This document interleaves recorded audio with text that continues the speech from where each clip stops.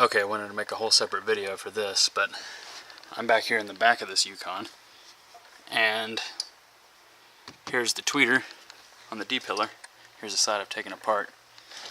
And checking these is actually a lot easier because all you gotta do is start up here at the top and unsnap this center piece that runs along here.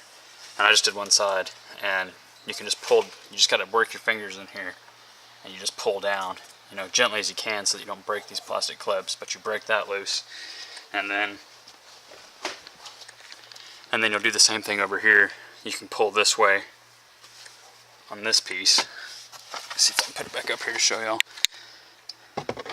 It'll be on here like this, and you can just pull and it'll break loose there. And there's 3 clips that attach here, here, and here. And then there's also 2 that attach right there and right there. And once you do that, you'll be able to pull that loose. And it's the same thing as the front door I showed in my other video. You just undo this and you can pull the whole assembly off. And then the speaker will be in here. Something like, you know, something like that. And there's a little plastic screw that's got some of those barbs on it that holds it in there. So you just pull that out and you can slide the speaker out and check it out on your multimeter. And so let's go ahead and do that. We'll check this one out and see if it's working. I'm not getting any sound. I figure it's probably blown like the rear door speakers I showed in my other video. But we'll go ahead and check it out and see what's going on.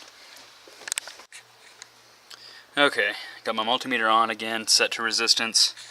I've set it on down here on the ohms, and I've got it on 200, the lowest that this one offers, because these are only 4 ohm tweeters here, so you don't need a lot. This one, the lowest it goes is 200, so that's what I've got it set on. Again, make sure your black cable's in your common, and then you've got your red one over here in the volts, ohms, and milliamps section. And then this will be ready to test.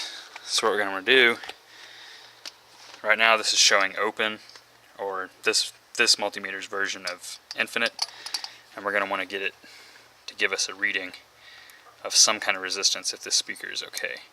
So just go ahead and touch these here on either side on the contacts on the speaker, and give it a little wiggle. Sometimes that'll get a better connection, but nothing's happening, as you can see. So this speaker right here is probably blown like my rear door speakers that I showed on the next one. So, and I'm also having that same issue on this D-pillar right here. So it's probably going to be the same deal. I'm going to have to get new tweeters for the back also. But I just thought I'd make another quick video to show you guys how to get at these tweeters. It's really simple, and it's actually easier than getting at the ones on the door. So check those out if you're having that issue, and test them this way to see if it's the speaker. If it's the wiring, you're going to have to do something completely different. But this is just a quick way to check and see if the speaker is blown.